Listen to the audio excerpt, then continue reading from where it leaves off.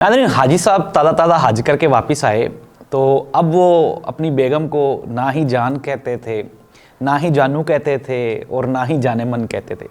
बेगम साहिबा जो थी वो बड़ी नाराज़ हुई और एक दिन हाजी साहब के साथ खूब लड़ाई की और कहा कि जब से आप हज करके वापस आए हैं उसके बाद से लेके आप आज तक बदल बदल से गए हैं। अब आप ना तो मुझे जान कहते हैं ना जानू कहते हैं। तो हाई साहब जो है वो इंतहाई सीरियसली अपनी बेगम साहिबा को जवाब देते हैं कि अब जब मैं हज करने गया तो वहाँ पे मैंने अल्लाह सुब्हानहू तआला से वादा किया कि आज के बाद मैं झूठ नहीं बोलूँगा। तो चूँकि मैंने झूठ से तौबा कर ली है तो इसलिए अब मैं झूठ नहीं बोल सकता। नाज़रीन, पाकिस्तान की हुकूमत का भी बिल्कुल वो हाजी साहब वाला हाल हो चुका हुआ है कि अब ये सच बोल नहीं सकते और झूठ बोलने से शायद अब गुजारा नहीं होता। जियो टीवी ने हुकूमत के साथ साथ अपनी भी बेड़ियों में खुद ही वट्टे डाल लिए हैं। एक बहुत बड़ी गलती कर गया जियो टीवी। अनडाउटेडली गुज़श्ता कई सालों से, अप्रोक्सीमेटली कोई आप ये कह लें कि 4 सालों से जियो टीवी आहिस्ता आहिस्ता झूठ की दलदल में ऐसा धंसता चला गया कि क्रेडिबिलिटी ख़त्म हो गई, व्यूअरशिप भी मर गई और वो जो बिज़नेस था वो भी डूब गया। अब जाहिर सी बात, सरकारी इश्तिहारात लेने के लिए आपको झूठ बोलना पड़ता है।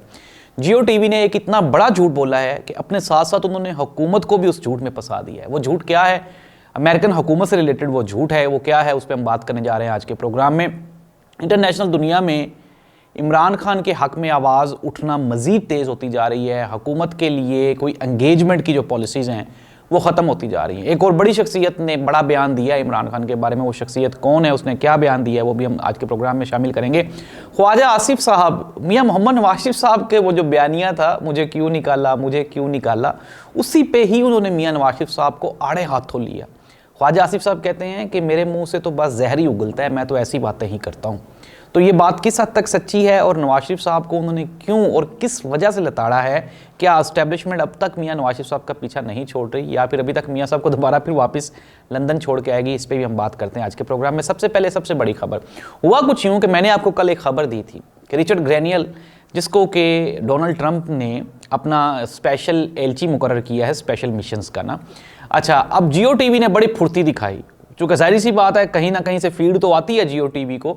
जियो टीवी ने रिचर्ड ग्रैनियल के बारे में हम जिन्स परस्त का लफ्ज़ इस्तेमाल करते हुए अपनी जो उनकी वेबसाइट है वहाँ पे इन्होंने लफ्ज़ इस्तेमाल किया कि हम जिन्स परस्त रिचर्ड ग्रैनियल को डोनाल्ड ट्रंप ने एलची मुकर्रर कर दिया। अब जाहिर सी बात है अनडाउटेडली ये यूरोपियन जो मॉडर्न दौर है, इरा है, दुनिया है, उसमें इसको हम जिन्स परस्ती को इतना कोई बुरी नज़र से नहीं देखा जाता। लेकिन रिचर्ड ग्रैनियल ने आज जियो टीवी के उस ट्वीट के मुकाबले में रीट्वीट एक कर दिया है। जियो टीवी को उन्होंने टैग करते हुए कि रिलीज़ इमरान खान, यानी कि इमरान खान को दोबारा रिलीज़ किया जाए।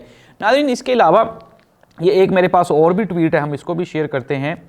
ये है आई थिंक सो दैट कि ये भी जॉन जेम्स हैं, ये अमेरिकन पार्लियामेंटेरियन हैं और इन्होंने अपने, आप ये सुने ज़रा गौर से सुने, any government that murders it's on innocent citizens is illegitimate and the November killing by Pakistani forces is no exception. No regime should silence its people through violence. I stand with my Pakistani brothers and sisters in the calling for justice and freedom. अब ये जो John James हैं ये भी जाहिर सी बात है American parliamentarian है और उन्होंने वाज़े तौर पे कहा कि कोई भी किसी भी किस्म की कोई भी हालत हो जाए, कोई भी रजीम चेंज हो रही हो, लेकिन अपने शहरियों पे इस तरह से गोली चलाना ये इम्पॉसिबल है। नाज़रीन, पाकिस्तान तहरीक इंसाफ ने हुकूमत के अंगेज करने की कोशिश की, बातचीत की कोशिश की। मैंने आपको ब्रेकिंग न्यूज़ दी थी कि इमरान खान स्मार्ट खेल रहे हैं।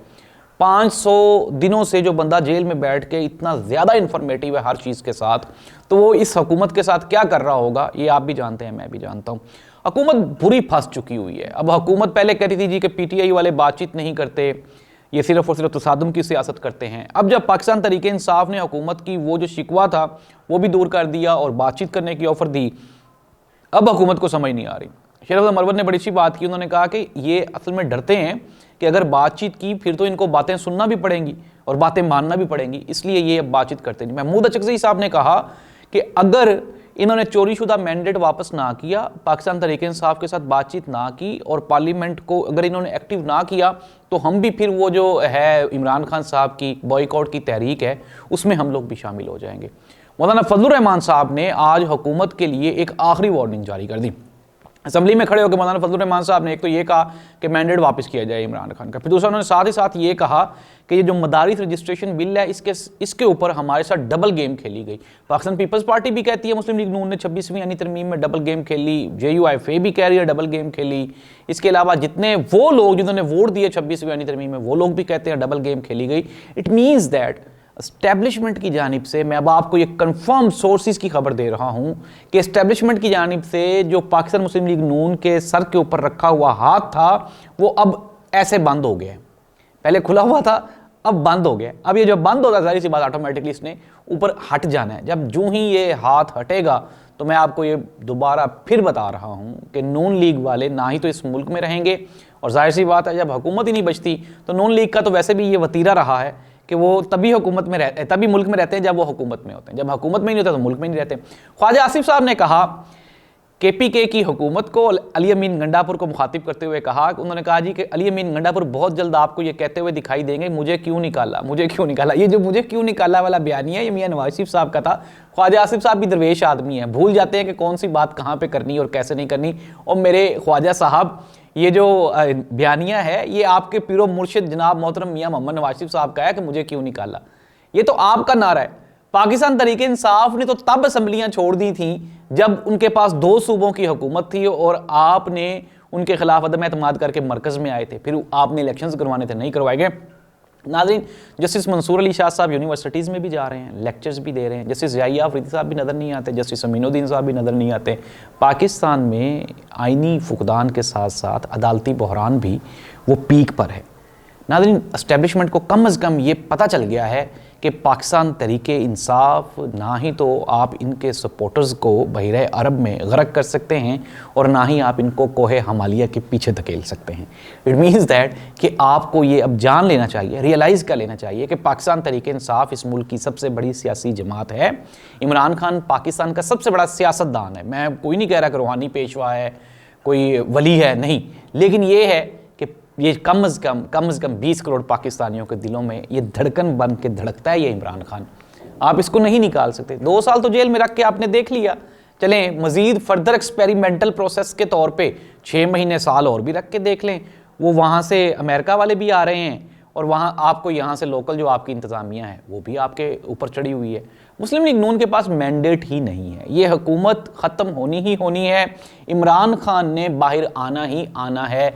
जितनी जल्दी इमरान खान बाहर आ जाएगा और सिस्टम का हिस्सा बनेगा, हुकूमत इमरान खान को दे दी जाएगी, पाकिस्तान और पाकिस्तानियों के मसाइल उतनी ही जल्दी हल हो जाएंगे। वरना फिर ये जिस तरह सिलसिला चल रहा है, महीना चला गया, 2 महीने चले गए, साल चला गया, 2 साल चले गए, आइंदा भी आप 2 साल इस तरह करके देख लें, अवाम बेचारी बर्बाद हो जाएगी और तो कुछ भी नहीं है। अल्लाह इस मुल्क का हामी नासिर हो।